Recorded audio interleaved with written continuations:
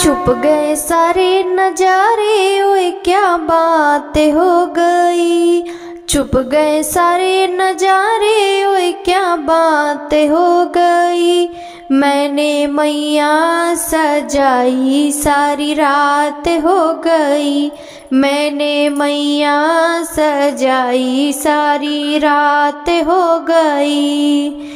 मैया टीका न पहने, ओए क्या बात हो गई। मैया टीका न पहने, ओए क्या बात हो गई।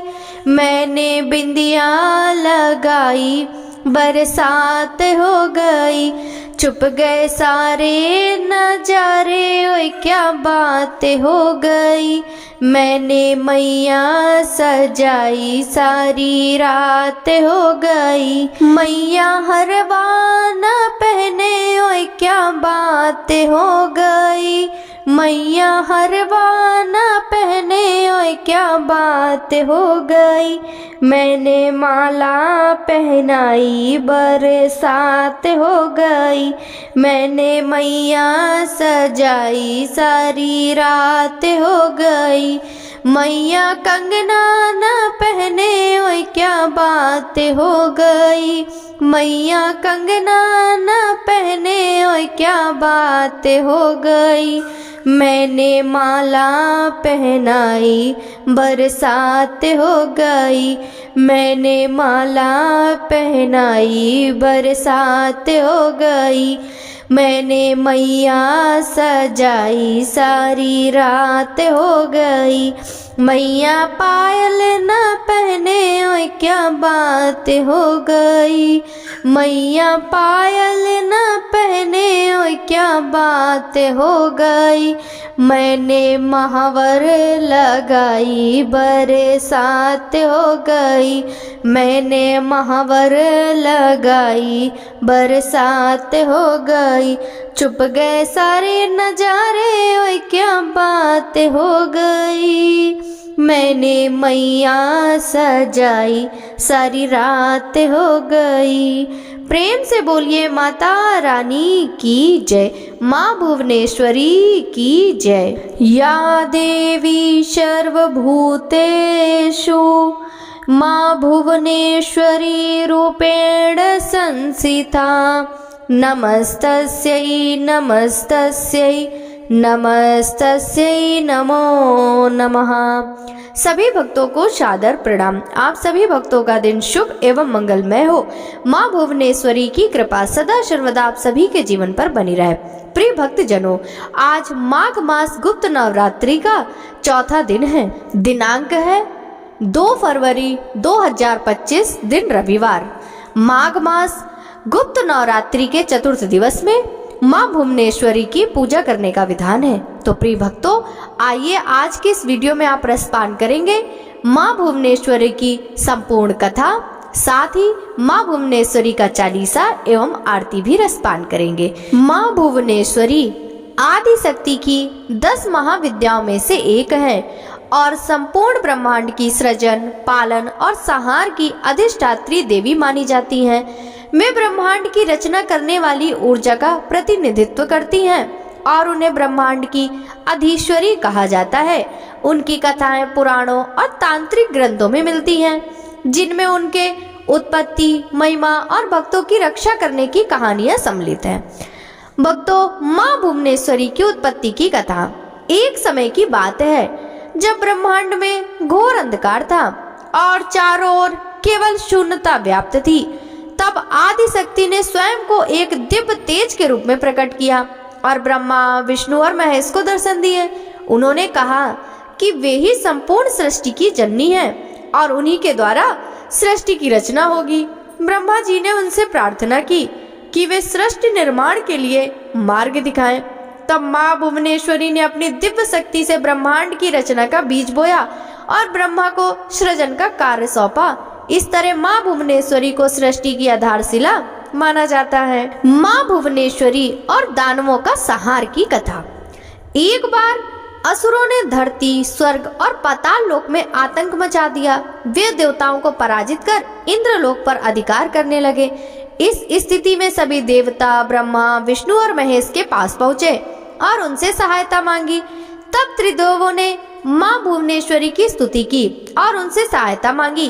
देवी ने अपनी दिव्य शक्ति से एक विशाल योद्धा देवी का रूप धारण किया और अपनी तेजस्वी दृष्टि मात्र से असुरों का नाश कर दिया। उनका यह रूप अत्यंत रौद्र था, जिससे समस्त दैत्यों का संहार हो गया और पुनः सृष्टि में शांति स्थापित हुई। अब सुनिए मां भुवनेश्वरी और राजा सुदर्शन की कथा। प्राचीन समय में एक राजा सुदर्शन अपनी प्रजा के प्रति बहुत दयालु और धर्मपरायण थे, लेकिन उनके राज्य में एक भयंकर अकाल पड़ा, जिससे प्रजा बहुत दुखी हो गई। राजा ने कई प्रकार के यज्ञ और अनुष्ठान किए, लेकिन समस्या का समाधान नहीं हुआ। तब एक ऋषि ने उन्हें मां भुवनेश्वरी की उपासना करने का सुझाव दिया। राजा ने मां की उपासना की, जिससे प्रसन्न होकर मां ने उन्हें दर्शन दिए और आशीर्वाद दिया कि उनके राज्य में पुनः सुख शांति स्थापित होगी। उसी क्षण राज्य में वर्षा हुई, फसलें लहलहा उठी और चारों ओर खुशहाली छा गई। बोलिए मां भुवनेश्वरी की जय। अब सुनिए मां भुवनेश्वरी की तांत्रिक महिमा।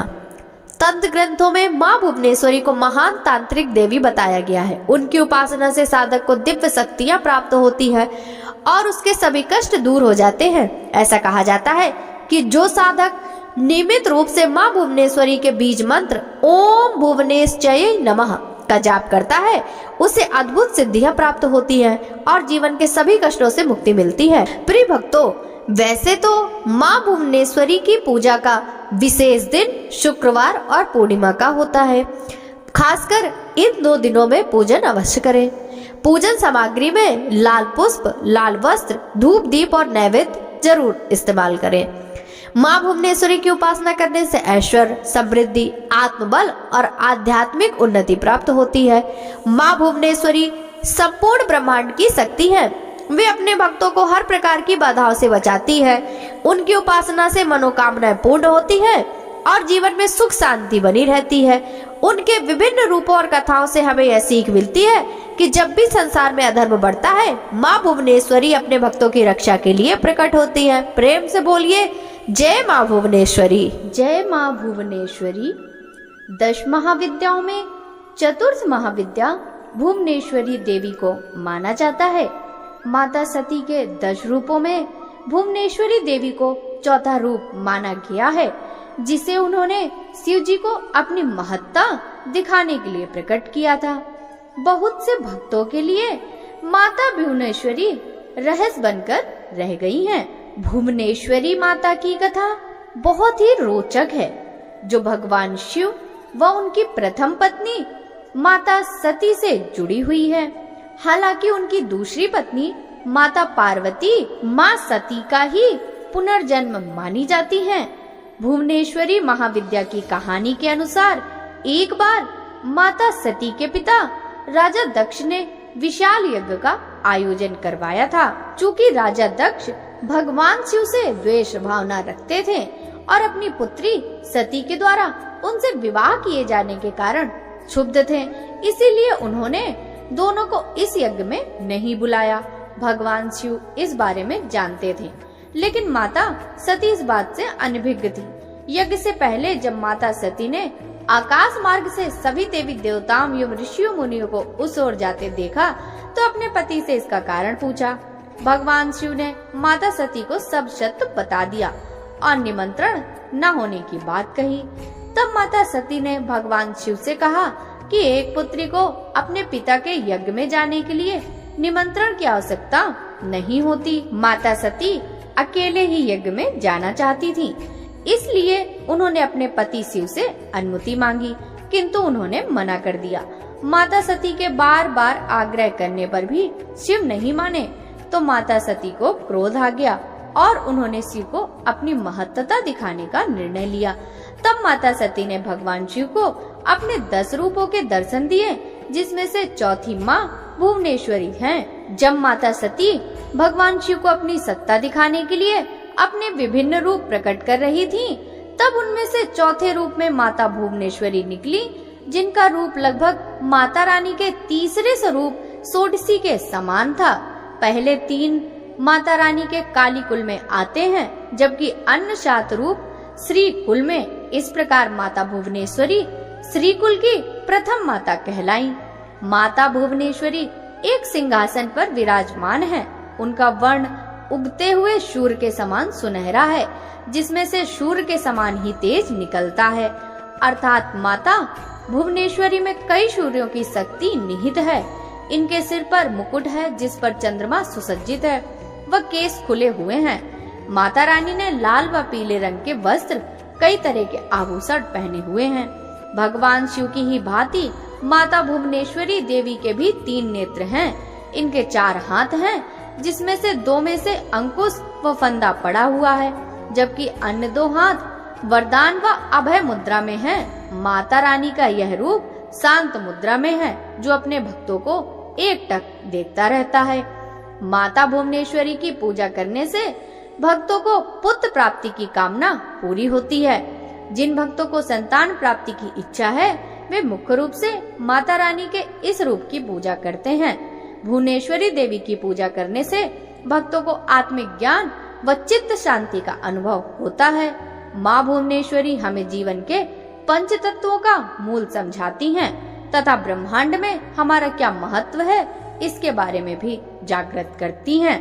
माता भुवनेश्वरी में सूर्य के समान तेज है, जिससे उनके अंदर अथाह ऊर्जा है। उनकी पूजा करने से हम अपने शरीर के अंदर एक अद्भुत ऊर्जा का संचार महसूस करते हैं, जिससे काम को तीव्र गति से करने की प्रेरणा मिलती है। माँ भुवनेश्वरी पौराणिक कथा। एक बार मधुकैटभ नामक महादैत्यों ने पूरी पृथ्वी पर हाहाकार मचा रखा था। तब सभी देव मिलकर भगवान विष्णु के पास गए और उनको अपनी निंद्रा का त्याग करने के लिए प्रार्थना करने लगे, ताकि वे जल्दी उठकर मधुकैटभ को मारकर उनकी रक्षा करें। भगवान विष्णु ने निंद्रा का त्याग किया तथा जागृत हुए। उन्होंने 5000 वर्षों तक मधुकैटभ नामक दैत्यों से युद्ध किया। बहुत अधिक समय तक युद्ध करते हुए भगवान विष्णु थक गए और वे अकेले ही युद्ध कर रहे थे। अंत में उन्होंने अपने अंतःकरण की शक्ति योग माया आद्या शक्ति से सहायता के लिए प्रार्थना की। तब देवी ने उन्हें आश्वस्त किया कि वे उन दोनों दैत्यों को अपनी माया से मोहित कर देंगी। योग माया आद्या शक्ति की माया से मोहित होकर दैत्य भाई भगवान विष्णु से कहने लगे कि हमारा वध ऐसे स्थान पर करो जहाँ ना ही जल हो और ना ही स्थल। भगवान विष्णु ने दोनों दैत्यों को अपनी जंघा पर रखकर अपने चक्र से उनके मस्तक को देह से अलग कर दिया। इस प्रकार उन्होंने मधुकैटभ का वध किया, परंतु वे निमित्त मात्र ही थे। उसके बाद ब्रह्मा विष्णु और शंकर ने देवी आदि शक्ति योग निद्रा महामाया की स्तुति की, जिससे प्रसन्न होकर आदि शक्ति ने ब्रह्मा जी को सृजन, विष्णु को पालन और शंकर को संहार के देव चुना। ब्रह्मा जी ने देवी आदि शक्ति से प्रश्न किया कि अभी चारों ओर केवल जल ही जल फैला हुआ है, पंचतत्व गुण तन मात्राएं और इंद्रियां कुछ भी व्याप्त नहीं है, तथापि तीनों देव शक्तिहीन हैं। देवी ने मुस्कुराते हुए उस स्थान पर एक सुंदर विमान को प्रस्तुत किया और तीनों देवताओं को विमान पर बैठ अद्भुत चमत्कार देखने का आग्रह किया। तीनों देवों के विमान पर आसीन होने के पश्चात वह देवी विमान आकाश में उड़ने लगा और उड़कर ऐसे स्थान पर पहुंचा जहां जल नहीं था। वह विमान वायु की गति से चलने लगा तथा एक सागर के तट पर पहुंचा। वहां का दृश्य अत्यंत मनोहर था और अनेक प्रकार के पुष्प वाटिकाओं से सुसज्जित था। तभी वहां देवों ने एक पलंग पर एक दिव्यांगना को बैठे हुए देखा। देवी ने रक्त पुष्पों की माला और रक्तांबर धारण कर रखी थी। वर, पास, अंकुश और अभय मुद्रा धारण किए हुए देवी भुवनेश्वरी त्रिदियों के सम्मुख दृष्टि गोचर हुई, जो सहस्त्र उदित सूर्यों के समान कांतिमयी थी। ये सब देखने के बाद भगवान विष्णु ने अपने अनुभव से शंकर तथा ब्रह्मा जी से कहा, ये साक्षात देवी जगदम्बा महामाया है और इसके साथ ही यह देवी हम तीनों और संपूर्ण चराचर जगत की कारण रूपा है। तीनों देव भगवती भुवनेश्वरी की स्तुति करने के निमित्त उनके चरणों के निकट गए। तीनों देवों ने देवी के चरण कमल के नख में संपूर्ण जगत को देखा। यह सब देखने के बाद त्रिदेव यह समझ गए कि देवी संपूर्ण ब्रह्मांड की जननी हैं। माँ भुवनेश्वरी की जय। नमन करूं भवानी को जग जननी सुखदाय, भक्तन पर अनुग्रह कर हरहूं विपत्ति अपार। जय जय जय जगतारिणी माता, भुवनेश्वरी जग की अधीश्वरी, त्रिभुवन में तू ही विधाता। चतुर्भुजा शशि मुकुट विराजे, मंद हसी मुख चंद्र सम उज्ज्वल, रूप निरख मन को भाए, त्रिनयन धारण करे भवानी। अमित तेज से पूर्ण कलेवा, शोभा परंपार भवानी। अखिल विश्व की तू अधीश्वरी, सृष्टि की जननी पालनहारी।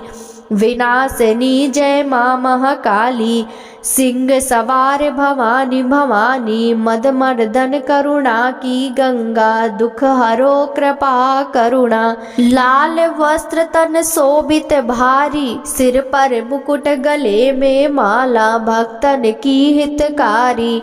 मंगल मूर्ति शुभ फलदायनी, दानव दलन दीन सहायनी। महिमा परंपार भवानी, ब्रह्मा विष्णु शंकर अरु इंद्रा, सर्वदेव कर करते वंदना। चरणों में शीश नवाते, जो भी नित श्रद्धा से ध्यामे। मुक्त भव बंधन पावन मन, सब इच्छाएं पाए। संकट जो भक्तन पर आए, माँ भुवनेश्वरी सत्वर धामे। संकट से उबारे, माँ के चरण जो सन शरण आवे। सुख समृद्धि शांति मिले, जीवन सफल बनाए। भुवनेश्वरी महिमा परंपार, जो भी गावे भक्त विचार। भव सागर से तर जाए, भुवनेश्वरी की कृपा से। सब काज बने सहाय, भक्त हमेशा सुखी रहे। संकट दूर हटाई, प्रेम से बोलिए माँ भुवनेश्वरी की जय। ओम जय भुवनेश्वरी माता, जय जय भुवनेश्वरी माता। सकल विश्व की पालनहारी, तुम हो शक्ति स्वरूपा। ओम जय भुवनेश्वरी माता, चतुर्भुजा शशि मुकुट विराजे। कर में अंकुश धारी, कमल आसन पर विराजे। महिमा परंपारी, ओम जय भुवनेश्वरी माता। सिंह सवार भवानी माता, तेज तुम्हारा भारी। असुर दलन हित आई माता, भवसागर की तारी। ओम जय भुवनेश्वरी माता, त्रिभुवन की हो तुम अधीश्वरी। दीनन पर दया करो, भक्त तुम्हारे दर्श को आए। उन पर कृपा करो। ओम जय भुवनेश्वरी माता, ब्रह्मा विष्णु महादेव भी वंदन करे तुम्हारा। सर्वदेव गण ध्यान लगाते, गुण गाए तुम्हारा। ओम जय भुवनेश्वरी माता, जो कोई माँ की आरती गावे, मन वांछित फल पावे। सकल कष्ट मिटे भवानी, सुख समृद्धि घर आवे। ओम जय भुवनेश्वरी माता, जय जय भुवनेश्वरी माता। प्रेम से बोलिए माँ भुवनेश्वरी की जय।